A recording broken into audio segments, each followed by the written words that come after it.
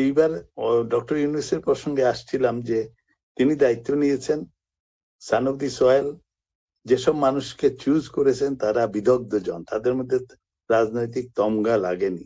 আমি ওদের অনেককেই চিনি, ওয়াহিদুদ্দিন মাহমুদ সাহেব থেকে শুরু করে, এরা ভালো ছাত্র ছিলেন, প্রজ্ঞা আছে, জ্ঞানী মানুষ। এখন আমরা অসহিষ্ণু জাত। হোসনা খান বলছেন যে আমাদের প্রত্যাশা অনেক, এই প্রত্যাশার ভিড়ে আমরা খালি বলছি এটা হচ্ছে না কেন, এটা করছেন না কেন। কিন্তু দেখেন, ইফ ইউ সাম আপ, আপনার শুধু ট্রিপ গুলার কথাই যদি বলি, এসেই গেলেন নিউ ইয়র্ক, ওখানে রাজ্য জয় করে আসলেন। পৃথিবীর সব দেশের প্রধানরা বলছেন বাংলাদেশ ধ্বংসাবস্থা থেকে তুমি টেনে তোলো, তোমাকে যা টাকা পয়সা লাগবে আমরা দিব। ইজিপ্টে যে বক্তৃতা দিলেন আল হাজার ইউনিভার্সিটিতে, সুইজারল্যান্ডে গেলেন, আপনি বলছেন চায়না গেছেন। আমাদের লোকরা পেটের সামান্য ব্যথা হলেও আমাদের সরকারি কর্মকর্তা থেকে শুরু করে দলীয় নেতারা সব ভারতে চলে যান চিকিৎসার জন্য, নিজেদের স্বাস্থ্য ব্যবস্থাকে নেগলেক্ট করেছেন। উনি চায়নাতে যে বলছেন তোমরা আমাদের হাসপাতাল বানিয়ে দাও, আমাদের লোকজনকে সুবিধা দাও, তারা বলছে যে চাইনিজ একটা পেশেন্ট যে পয়সা দিবে তার চেয়ে একটি পয়সা তোমাদের কাছ থেকে নেব না। আবার বলছেন তোমাদের ওখানে আমরা হাসপাতাল গড়িয়ে দিব। চায়নাতে এক একটা হাসপাতাল স্বয়ংসম্পূর্ণ, ওখানে কেউ বলে না যে এই রোগীটা, বিলেতের মতো না, বিলেতে হুইপ ক্রস হাসপাতালে আসেন, ওরা যদি বলে আপনার স্পাইনাল সার্জারি হবে তাহলে রয়্যাল লন্ডনে নিয়ে যাবে। চায়নাতে কিন্তু প্রত্যেকটা হাসপাতাল self sufficient. So we will open up A collaboration on that aspect also. শিক্ষা ক্ষেত্রের কথা বললাম, এবং বলা হচ্ছে ইউনূস সাহেব বলে আসছেন যে তোমরা এখানে একটা চাইনিজ কালচারাল সেন্টার করো, আমরা চাইনিজ শিখবো। উন্নয়ন তো এখন চায়না করছে, বিজনেস করবো, কাজেই এইসব ব্যাপারে এগুচ্ছে। আপনি সঙ্গে সঙ্গে আরেকটা কথা বললেন যে ভারতের সঙ্গে, ভারত আমাদের প্রতিবেশী বড় দেশ। ইউনূস সাহেব কিন্তু নিউ ইয়র্কে প্রথম যেই মোদী সাহেবের সঙ্গে দেখা করার চেষ্টা, উনি দ্বার খুলেছিলেন, মোদী সাহেব রাজি হন নাই। একদিন পরে ইন্টারন্যাশনালি যখন দেখছেন ইউনূস সাহেব বাংলাদেশকে এমন পর্যায়ে নিয়ে যাচ্ছেন, তো মোদী সাহেব রাজি হয়েছেন। প্রথম কথা হলো ব্যাংককে যে সামিট হয়েছে, খুব সংক্ষেপে আমি টাচ করার চেষ্টা করছি, বিমস্টেকে আগামী 5 বছরের জন্য ওই 7-8টা কান্ট্রি ভোট দিয়ে ইউনূস সাহেবকে এই প্রেসিডেন্ট বানিয়ে দিল।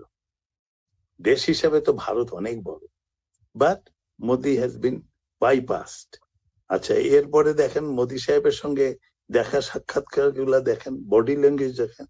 এই প্রথমবারের মতো মনে হয়েছে একটা স্বাধীন দেশের প্রধান আরেক স্বাধীন দেশের প্রধানের সঙ্গে মিট করছেন, বুক কুচিয়ে, হ্যান্ডশেক করে। নত জানো ফরেন পলিসি নয়, স্বামী স্ত্রীর ফরেন পলিসি নয়, এই প্রথমবার আমরা দেখছি বাংলাদেশ ইজ পারসুইং। এবং ওনার কথাগুলাকে বিকৃত করছে বারবার। চিকেন নেক নিয়ে উনি বাণিজ্যের কথা বলছেন, বার্মা আমাদের সঙ্গে, নেপাল আমাদের সঙ্গে করিডোর চায়। ভারতকে তো আমরা অনেক বড় করিডোর দিয়েছি, তার চিকেন নেকে যে 7টা-8টা রাজ্য আছে তাদের সঙ্গে কানেকশন, কিন্তু আমাদেরকে মাত্র 25 থেকে 30 কিলোমিটার নেপালে যেতে দিচ্ছিল না।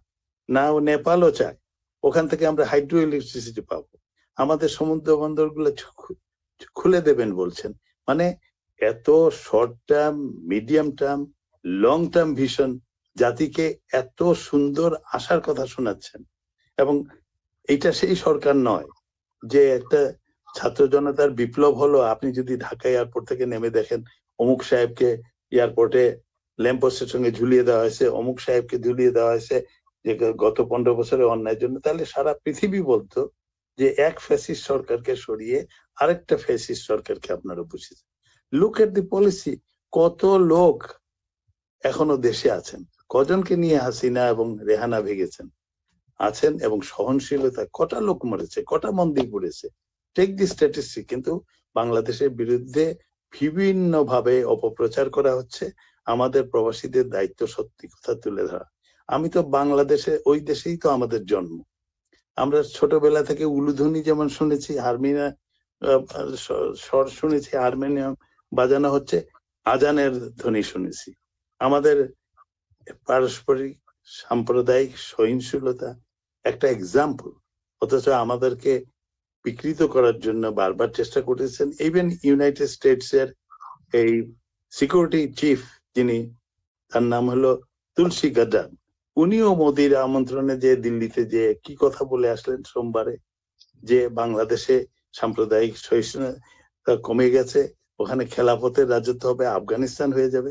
কিন্তু সোমবারের পরেই, বুধবার, জাস্ট দুদিন পরেই, ইউনাইটেড স্টেটস ফরেন ডিপার্টমেন্ট থেকে তাদের টিম ব্রুস বোধহয় মহিলা, উনি স্পোকসপারসন ফর ইউনাইটেড স্টেটস বললেন, না, বাংলাদেশে ইন্টারিম গভর্নমেন্টের প্রধান প্রফেসর ইউনূস এবং তার টিম এথনিক মাইনরিটিদের সংরক্ষণ করার জন্য, তাদের সেফটির জন্য যা ব্যবস্থা নিয়েছেন, এতে United states is thanking Bangladesh government as well as express করছে দেয়ার স্যাটিসফ্যাকশন, অফিসিয়ালি বলছে দুদিন পরেই। তার মানে কি, এই এথনিক মাইনরিটির মধ্যে এই যে বোন হোসনা খান হাসি বললেন, এর মধ্যে রিলিজিয়াস মাইনরিটি আছে, হিন্দুরা আছেন, খ্রিস্টিয়ানরা আছেন, তেমনি মহিলারা আছেন, শিশুরা আছেন। রেপ যদি হয়, এই মাত্র বললেন, এটা টাচ করেছেন, দিল্লিতে তো এখনো এভরি 20 মিনিটস একটা রেপ হয়। এটা কি হঠাৎ করে হলো যে রমজানের সময় আমাদের বাংলাদেশে রেপ বেড়ে গেল? তা না, বাক স্বাধীনতা দেওয়া হয়েছে, প্রত্যেকটা case now is being registered.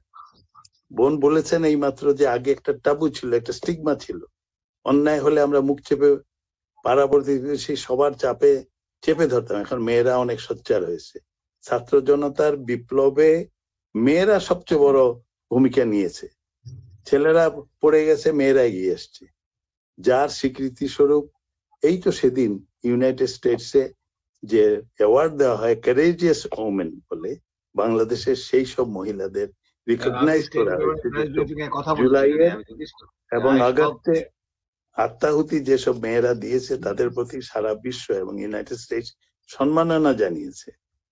That means it is a recognition to the, আমরা যেটাকে ছাত্র জনতার মহাবিপ্লব বলছি বা আন্দোলন বলছি, অভ্যুত্থান বলছি, এটাকে রিকগনাইজ করছে। আমাদের এত প্রাপ্তি, আমাদের এত সুবিধা, আমাদের বাংলাদেশ সম্বন্ধে এত আশার আলোর কথা কেউ বলেনি যে বার্মার সঙ্গে বা নেপালের সঙ্গে আমি যোগাযোগ করলে আমি হাইড্রো ইলেকট্রিসিটি পাবো, বলেনি যে আমি আরাকানের সঙ্গে, আমি বার্মার মিলিটারি জান্টার সঙ্গে কথা বলে রোহিঙ্গাদের, দেখেন কলকাতা থেকে আবার বলা হয়েছিল ইউনূস সাহেব টুপি পরে ইউনাইটেড নেশনস এর সেক্রেটারি জেনারেলকে নিয়ে ইফতার করে একটা ভাওতা দিলেন যে আগামী বছর তোমরা তো তোমাদের দেশে যে ঈদ করবে, চিটাঙ্গি ভাষায়, খাস চিটাঙ্গি ভাষায় বলছেন।